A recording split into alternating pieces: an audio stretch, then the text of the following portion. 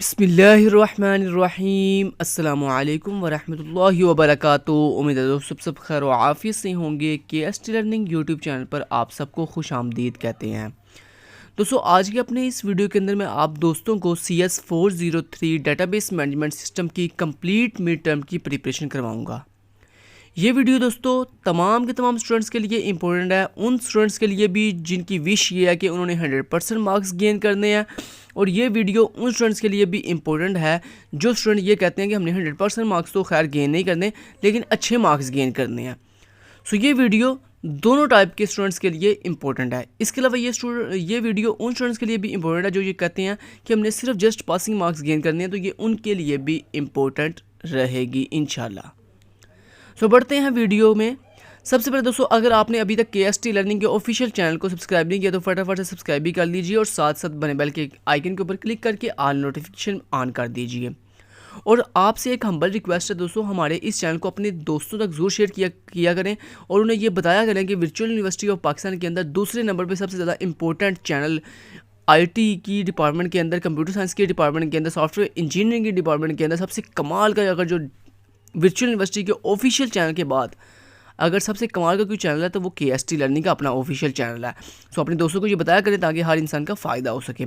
इसके अलावा दोस्तों हम आपको ये बताते चलें कि KST लर्निंग के पास अब आपकी तमाम के तमाम टेंशनों के जो सोल्यूशन हैं वो आ चुके हैं। यानी अब हम आपके LMS की पेड हैंडलिंग, आपकी पेड असाइनमेंट्स, आपके क्विज़, आपके पेड GDBs, आपके फाइनल ईयर प्रोजेक्ट्स और इसके अलावा और बहुत कुछ, आपकी ऑनलाइन क्लासेस, तमाम की तमाम पेड चीज़ें आपको प्रोवाइड करेंगे। अब आपको किसी और KST लर्निंग के अलावा किसी और के पास जाने की ज़रूरत नहीं है और इंशाल्लाह आपको KST लर्निंग से हमेशा जो है वो 100% रियल काम ही मिलेगा, कभी कोई फ्रॉड या धोखे वाली सीन नहीं होगा। तो दोस्तों अगर आपने पेड की किसी भी सर्विस को अवेल करना हो, चाहे वो आपकी LMS हैंडलिंग हो, चाहे वो आपकी assignments, quiz, GDB, final year projects या ऑनलाइन क्लासेस हों, तो आप उसके लिए हमसे कॉन्टैक्ट कर सकते हैं। अब दोस्तों बात करते हैं सबसे पहले उन स्टूडेंट्स की जिन्होंने CS403 के अंदर 100% मार्क्स गेन करने हैं। तो उनने पहला स्टेप जो है वो ये करना है कि उनके पास CS403 के लेटेस्ट हैंडआउट्स होने चाहिए। अब लेटेस्ट हैंडआउट्स लेने के लिए आपने दोस्तों हमारी ऑफिशियल वेबसाइट kstlearningweb.blogspot.com पर आ जाना है, जिसका लिंक इसी वीडियो जिसको आप वॉच कर रहे हैं इसके डिस्क्रिप्शन पार्ट में प्रोवाइड किया गया है। जब दोस्तों आप हमारी इस वेबसाइट पे आएंगे तो यहाँ पे वर्चुअल यूनिवर्सिटी वाले ऑप्शन पे आने के बाद यहाँ पे हैंडआउट्स वाले ऑप्शन में आपको मिलेंगे हैंडआउट्स की तमाम एक लिस्ट। इसमें आपने ढूंढ लेना है, ये देखें CS403 हैंडआउट्स। आपने इस पर क्लिक करके अपने जो ऑफिशियल CS403 के हैंडआउट्स हैं उनको डाउनलोड कर लेना है। आफ्टर डाउनलोडिंग दोस्तों आपने हमारे जो CS403 के शॉर्ट लेक्चर्स अवेलेबल हैं हमारे ऑफिशियल चैनल KST लर्निंग पर, उनमें लेक्चर नंबर 1 से लेकर लेक्चर नंबर 18 तक अच्छे से वॉच कर लेने हैं। और मैं आपको ये गारंटी देता हूँ कि अगर आप सिर्फ हमारे शॉर्ट लेक्चर्स को अच्छे से प्रिपेयर कर लेते हैं तो इंशाल्लाह आप 100% मिड टर्म में और फाइनल टर्म में मार्क्स गेन करेंगे, ये हम आपको गारंटी देते हैं इंशाल्लाह। ठीक है। अब दोस्तों आपने शॉर्ट लेक्चर्स देखने के लिए आपने हमारी प्लेलिस्ट को एक्सेस करना है। अब हमारी प्लेलिस्ट का लिंक आपको कहाँ पे मिलेगा, आपने यहाँ पे वर्चुअल यूनिवर्सिटी वाले ऑप्शन पे जाना है और यहाँ पे आपको मिलेगा एक ऑप्शन शॉर्ट लेक्चर्स का। आपने शॉर्ट लेक्चर्स के ऊपर दोस्तों क्लिक करना है और थोड़ा स्क्रॉल करके नीचे आए तो यहाँ पे देखें लिखा हुआ है CS403 शॉर्ट लेक्चर प्लेलिस्ट। यहाँ पे क्लिक हियर पे जाकर आप हमारी CS403 की कंप्लीट शॉर्ट लेक्चर्स की जो प्लेलिस्ट है उसको एक्सेस कर सकते हैं और अपनी 100% प्रिपरेशन कर सकते हैं। जब दोस्तों आप हैंडआउट से और हमारे शॉर्ट लेक्चर से अपनी 100% प्रिपरेशन कर लेंगे, उसके बाद अपने आप को चेक करने के लिए, टेस्ट करने के लिए कि क्या आपको 100% प्रिपरेशन हो चुकी है और ये देखने के लिए कि सर जो है वो पास्ट पेपर में किस तरह के क्वेश्चन जो है वो पूछते हैं, तो उसके लिए दोस्तों आपने स्टडी करना है पास्ट पेपर्स को। पास्ट पेपर पे दोस्तों ये बात याद रखिएगा, पास्ट पेपर पे कभी भी आप इन्हिसार मत कीजिए करें, क्योंकि उसकी रीज़न ये होती है कि जो इंसान ये समझता है ना कि पास्ट पेपर हमारे लिए बहुत बेनिफिट है, हम हैंडआउट से प्रिपरेशन नहीं करें, बस हम एक दफ़ा पास्ट पेपर पढ़ लेंगे तो हमारी जो है 100% प्रिपरेशन हो जाएगी, तो ये गलत बात है। पास्ट पेपर में से बड़ी भी आता है तो 20 या 30% पेपर आपका पास्ट पेपर में से आता है, वो भी लकीली। कई दफ़ा ये होता है कि बिल्कुल कोई पास्ट पेपर में से आपका क्वेश्चन नहीं आता। ठीक है। तो दोस्तों पास्ट पेपर में इन्हिसार करना बेवकूफ़ी है। हाँ, पास्ट पेपर को पढ़ने का सिर्फ 2 फ़ायदे हैं। पहला फ़ायदा जो मैं हमेशा बताता हूँ वो ये कि आपको आइडिया हो जाता है कि सर जो है वो किस तरह के क्वेश्चन जो है वो पेपर में पूछते हैं, किस टाइप के क्वेश्चन पूछते हैं। दूसरा दोस्तों आपको फ़ायदा ये हो जाता है कि जो आपने हैंड आउट से प्रिपरेशन की होती है वो आपको कंफर्म हो जाती है कि पास्ट पेपर के अंदर जब आप पास्ट पेपर को स्टडी करते हो तो आपको आइडिया हो जाता है कि हाँ यस मैंने जो प्रिपरेशन की थी वो मेरी 100% जो है वो रेडी हो चुकी है और मुझे यहाँ भी पास्ट पेपर में जो क्वेश्चन पूछे गए थे वो सारे के सारे आते हैं अल्हम्दुलिल्लाह। ठीक है, तो ये दोस्तों 2 बेनिफिट होते हैं। इसके अलावा ये बेनिफिट नहीं होता कि आप जो है पास्ट पेपर पढ़ के और मुँह उठा के चले जाओ पेपर देने के लिए और वहाँ जाके आपको जी अब सारा पेपर पास्ट पेपर में से आएगा। ऐसा कुछ नहीं होता। अगर ऐसा होता हो तो फिर दोस्तों हर इंसान जो है वो सिर्फ पास्ट पेपर पढ़ के जो है 100% मार्क्स गेन कर ले। तो मैं आपको हमेशा यही रिकमेंड करूँगा कि आप जिस भी सब्जेक्ट की प्रिपरेशन कर रहे हैं आप सबसे पहले अपने हैंड आउट्स के अंदर जो लेक्चर्स हैं उनको अच्छे से रेडी किया करें। ठीक है, उसके बाद आप फिर किसी और चीज़ को फॉलो किया करें। तो चलें, तो दोस्तों यहाँ तक जो वीडियो थी ये उन स्टूडेंट्स के लिए थी जिन स्टूडेंट्स ने 100% मार्क्स जो हैं वो गेन करने हैं। अब ये चीज़ भी बताते चलूँ आपको यहाँ पे पास्ट पेपर कहाँ से मिलेंगे। तो दोस्तों आपने यहाँ पे वर्चुअल यूनिवर्सिटी वाले ऑप्शन पे आना है, यहाँ पे पास्ट पेपर वाले ऑप्शन पे जाके आपको मिड टर्म पे जाना है। जैसे आप मिड टर्म में जाएंगे तो यहाँ पे देखें आपको सारे के सारे मिड टर्म के जो पेपर्स हैं मुआज़ के, वकार के, Arsalan, mid term solve paper, quiz and grand quiz and exam papers, ये सारे के सारे आपको मिड टर्म के पेपर्स अवेलेबल हैं। यहाँ पे आप जाएँ, इन लिंक्स पे जाएँ और इन लिंक्स पे आपको CS 403 के जो है वो पेपर्स अवेलेबल कर दिए जाएंगे। ठीक है जी। अब दोस्तों बात करते हैं नेक्स्ट उन स्टूडेंट्स की जिन स्टूडेंट्स ने या तो अच्छे मार्क्स गेन करने हैं या सिर्फ और सिर्फ पासिंग मार्क्स गेन करते हैं। तो चलें अब उनके लिए मैं इंपॉर्टेंट टॉपिक्स बताता हूँ जिन टॉपिक्स को कवर करके इंशाल्लाह आप जो है वो 100% मार्क्स तो नहीं लेकिन इंशाल्लाह अच्छे मार्क्स या फिर पासिंग मार्क्स जो है वो गेन कर सकते हैं। तो चलें सबसे पहले दोस्तों अगर हम लेक्चर नंबर 1 की बात करें तो लेक्चर नंबर 1 के अंदर आपने सबसे पहले डेटाबेस की डेफिनेशन करनी है। दूसरे नंबर पे आपने इंपॉर्टेंस ऑफ डेटाबेस क्या होती है, मतलब डेटाबेस की इंपॉर्टेंस क्या है, इस कंसेप्ट को कवर करना है। एक चीज़ दोस्तों बात याद रखिएगा, कभी भी आप ज़्यादा थ्योरी को रटाना मत लगाया करें। सिर्फ जो भी टॉपिक हो उसकी डेफिनेशन पढ़ें, उसके अंदर जो इंपॉर्टेंट MCQs के हवाले से पॉइंट्स हैं उनको कवर करें। और इसके अलावा अगर आपने कोई उसकी डिटेल करनी है तो उसमें मोस्टली सिर्फ उसकी डायग्राम करें और सिर्फ जस्ट टू द पॉइंट अपनी वर्डिंग में उसकी वर्डिंग बयान किया करें, बस इतना किया करें। ज़्यादा लेंथी उसकी डिटेल पढ़ने की ज़रूरत नहीं होती। जैसे यहाँ पे देखें इंपॉर्टेंस ऑफ डेटाबेस है ना, तो यहाँ पे जस्ट आपने 2 या 3 लाइन के अंदर डेटाबेस की इंपॉर्टेंस बस अपने वर्डिंग में लिखा है तो इंशाल्लाह आपको मार्क्स अच्छे मिल जाएंगे। नेक्स्ट बात करते हैं दोस्तों, अगला जो टॉपिक है लेक्चर नंबर 1 का इंपॉर्टेंट वो है जो database and traditional file processing system, कि आपने जो है डेटाबेस और फाइल प्रोसेसिंग सिस्टम में क्या डिफरेंस होता है ये आपने प्रिपेयर करना अच्छे से। उसके बाद डेटाबेस के एडवांटेजेस क्या होते हैं ये भी इंपॉर्टेंट टॉपिक है। नेक्स्ट अगर दोस्तों लेक्चर नंबर 2 की बात करें तो लेक्चर नंबर 2 के अंदर आपका जो पहला टॉपिक इंपॉर्टेंट है वो है difference between data and information, के डाटा और इन्फॉर्मेशन में क्या डिफरेंस होता है, आपने इनकी दोनों की डेफिनेशन करनी है विद एग्जाम्पल। उसके बाद इंपॉर्टेंस ऑफ डाटा, डाटा की इंपॉर्टेंस क्या होती है इस चीज़ को कवर करना आपने। Level of data, users of database system, मतलब डाटा के लेवल्स कितने होते हैं और डेटाबेस सिस्टम के यूजर्स कौन कौन से होते हैं, ये आपने लेक्चर नंबर 2 के अंदर ये 4 टॉपिक्स कवर करने जिनको मैंने हाईलाइट किया हुआ है। अगर दोस्तों लेक्चर नंबर 3 की बात करें तो यहाँ पे जस्ट आपने डेटाबेस का जो आर्किटेक्चर है पूरे का पूरा, जिसमें एक्सटर्नल लेवल होता है, इंटरनल लेवल होता है और कंसेप्चुअल लेवल होता है, इसको आपने अच्छे से कवर करना है। इस वो जो आर्किटेक्चर है उसका पूरे का पूरा डायग्राम है, सिर्फ आपने वो डायग्राम कवर करनी है, बस वही इंपॉर्टेंट है लेक्चर नंबर 3 के अंदर। ठीक है जी। उसके बाद लेक्चर नंबर अगर 204 की बात करें तो इसमें सिर्फ आपका एक ही टॉपिक इंपॉर्टेंट है जिसका नाम है फंक्शंस ऑफ DBMS, ये आपने अच्छे से जो है वो कवर कर लेना है।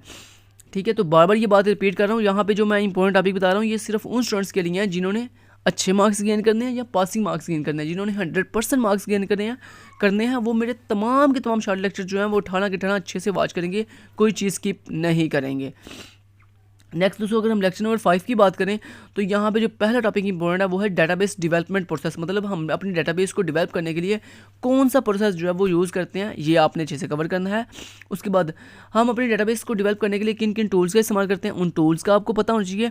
उसके बाद डाटा फ्लो डायग्राम क्या होती है और उसकी डाटा फ्लो डायग्राम की जो टाइप्स हैं, कॉन्टेक्स्ट लेवल डायग्राम होती है, डिटेल डायग्राम होती है या 0 DFD डाटा फ्लो डायग्राम होती है, वो टाइप्स आपने करनी है, उनकी जस्ट आपने कंसेप्ट करने हैं, मतलब हर टाइप का जस्ट आपको क्या होना चाहिए डेफिनेशन और उसका कंसेप्ट क्लियर होना चाहिए। और डाटा फ्लो डायग्राम क्या होती है, उसके अंदर कौन कौन से सिंबल्स यूज़ किए जाते हैं किस मकसद के लिए, वो आपने अच्छे से जो है वो कवर कर लेने हैं। ठीक है जी। उसके बाद दोस्तों अगर हम लेक्चर नंबर 6 की बात करें तो लेक्चर नंबर 6 के अंदर व्हाट इज़ डाटा डिक्शनरी, बड़ा इंपॉर्टेंट कंसेप्ट है।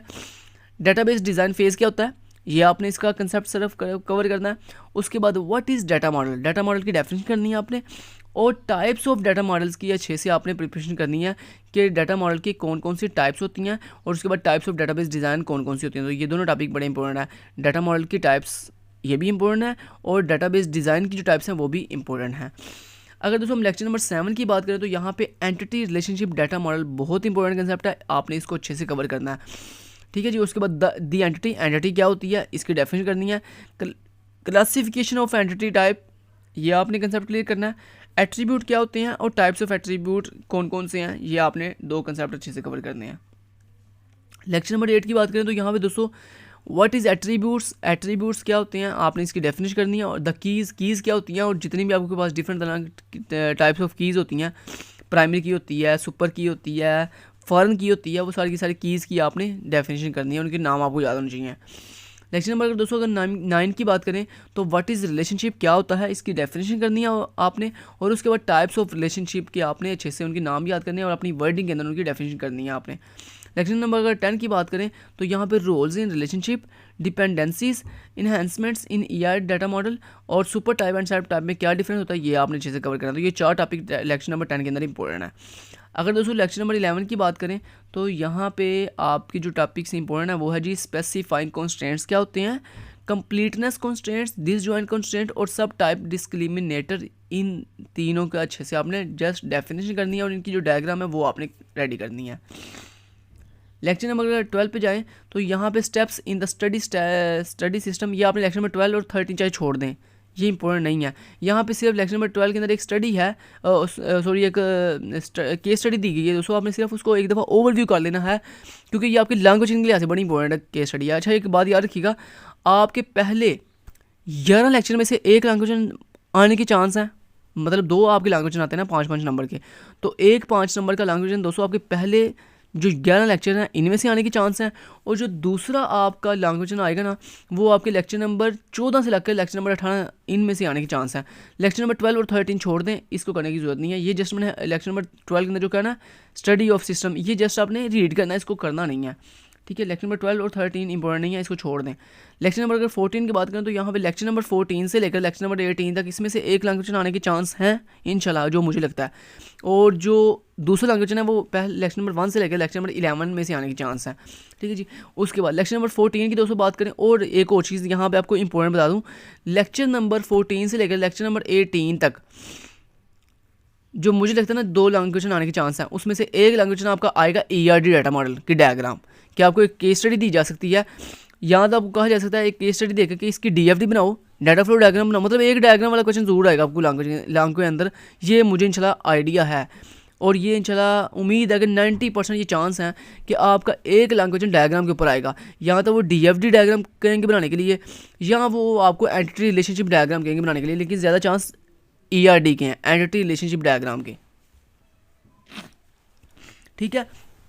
और जो दूसरा मुझे लगता है ना लैंग्वेज आने के चांस हैं वो दोस्तों आपका अलजबरा से रिलेटेड है, मतलब वो जो क्यूरीज है ना अलजबरा की, लेक्चर नंबर 16 और 17 के अंदर ये जो अलजबरा की आपको डिफरेंट क्यूरीज दी गई हैं, प्रोजेक्शन क्या होती है, सिलेक्शन क्या होती है, तो वो उनमें से मेरे ख्याल से एक लैंग्वेज आपके आने के चांस हैं, ठीक है। चलिए अब बात करते हैं दोस्तों लेक्चर नंबर 14 की। लेक्चर नंबर 14 के अंदर रिलेशनल डाटा मॉडल क्या होता है, यही इसकी मैं बात कर रहा था, रिलेशन डाटा मॉडल, इसमें डायग्राम भी आती है, वो आपने अच्छे से कवर करनी है। उसके बाद introduction to relation data model, ये आपने अच्छे से कवर करना है। मैथमेटिकल रिलेशंस क्या होती हैं और डाटाबेस रिलेशंस क्या होते हैं, दोनों में डिफरेंस आपने अच्छे से कवर करना है, ठीक है जी। उसके बाद अगर दोस्तों लेक्चर नंबर 15 की बात करें तो यहाँ पे डाटाबेस एंड मैथ रिलेशंस के दरमियान आपने डिफरेंस देख लेना है। उसके बाद डिग्री ऑफ रिलेशन क्या होता है ये आप निकाल लेना है, बड़ा इंपॉर्टेंट कंसेप्ट है, सिर्फ जस्ट आपने इसकी डेफिनेशन करनी है डिग्री ऑफ रिलेशन की, ठीक है, और कंसेप्ट इसका कवर करना है कि डिग्री ऑफ रिलेशन कहते किसको हैं। देन उसके बाद दोस्तों अगर हम लेक्चर नंबर 16 की बात करें तो यहाँ पे 4 टॉपिक इंपॉर्टेंट है। पहला बाइनरी रिलेशंस क्या होते हैं, रिलेशनशिप्स क्या होते हैं, यूनिट रिलेशनशिप्स क्या होते हैं, इनकी आपने दोनों की डेफिनेशन करनी है विद डायग्राम। और उसके बाद डाटा मैनिपुलेशन लैंग्वेजेस कौन कौन सी हैं उनकी आपने जस्ट नाम करने हैं और कुछ नहीं करना। उसके बाद रिलेशनल अलजेब्रा, जैसे मैंने आपको बताया था कि इसमें से एक लैंग्वेज जो दूसरा आने के चांस है ना वो आपका इसी में से आने के चांस है, रिलेशनल अलजेब्रा में से। पहला तो मैंने आपको बताया ना कि पहला लैंग्वेज आने के जो चांस हैं वो है या तो DFD कहेंगे बनाने के लिए, या वो आपको ERD डाटा मॉडल की जो डायग्राम है वो बनाने के लिए कहेंगे। और दूसरा मैंने आपको कौन सा बताया लैंग्वेज, रिलेशनल अलजेब्रा वाला, इसमें से आने के चांस हैं रिलेशनल अलजबरा में से। ठीक है जी। चलें तो लेक्चर नंबर 16 ये जो 4 टॉपिक मैंने हाईलाइट किए हैं सिर्फ ये इंपॉर्टेंट है आपके लिए। अगर हम लेक्चर नंबर 17 की बात करें तो यहाँ पे द प्रोजेक्ट ऑपरेटर, वही मतलब रिलेशनल अलजबरा के अंदर जो प्रोजेक्शन ऑपरेटर है उसकी बात हो रही है, तो वो आपने उसका कंसेप्ट अच्छे से करना है। वो मैंने आपको विद प्रैक्टिकल जो है अपने शॉर्ट लेक्चर के अंदर करवाया हुआ है, तो आपने ये वाला टॉपिक जो है कर लेना लेक्चर नंबर 17 के अंदर। उसके बाद लेक्चर नंबर अगर 218 की बात करें तो इसमें टाइप्स ऑफ ज्वाइंस बड़ी इंपॉर्टेंट कंसेप्ट है। ठीक है, ये भी आपके लैंग्वेज में आने का चांस है। अगर आपको रिलेशनल अलजबरा में से नहीं आता तो फिर टाइप्स ऑफ ज्वाइन में से कोई क्वेश्चन आ सकता है लॉन्ग के अंदर। ठीक है जी। तो आपने व्हाट इज़ ज्वाइन इसकी डेफिनेशन करनी है, और उसके बाद टाइप्स ऑफ ज्वाइन में theta join, equi join, natural join, outer join और semi join, in different types of join की आपने डेफिनेशन करनी है विद क्यूरी। और विद क्यूरी मैंने आपको अपने शॉर्ट लेक्चर के अंदर करवाई हुई हैं। ठीक है जी। और उसके बाद दोस्तों यहाँ पे रिलेशनल कैलकुलस क्या होती है इसकी जस्ट आपने डेफिनेशन करनी है। उसके बाद टपल ओरिएंटेड रिलेशनल कैलकुलस क्या होती है और डोमेन ओरिएंटेड रिलेशनल कैलकुलस क्या होती है, इन दोनों में आपने डिफरेंस जो है विद डेफिनेशन आपने कवर करना है। ठीक है जी। तो यहाँ तक दोस्तों आपके 18 लेक्चर कंप्लीट होते हैं। यहाँ तक मैंने आपको तमाम के तमाम इंपॉर्टेंट लेक्चर्स के बारे में बता दिया कि किन की डेफिनेशन करनी थी, जिनकी ज़्यादा डिटेल करनी है वो भी मैंने आपको बता दिया, जिनकी डायग्राम करनी थी वो भी बता दिया। इसके अलावा आपको ये भी बता दिया कि आपको किस तरह के लॉन्ग क्वेश्चन के अंदर आपको किस टाइप के क्वेश्चन आ सकते हैं। तो मैंने आपको 4 टॉपिक जो है इंपॉर्टेंट बताए हैं। पहला मैंने आपको बताया DFD वाला कि डाटा फ्लो डायग्राम आपको बनाने के लिए कह सकते हैं वो।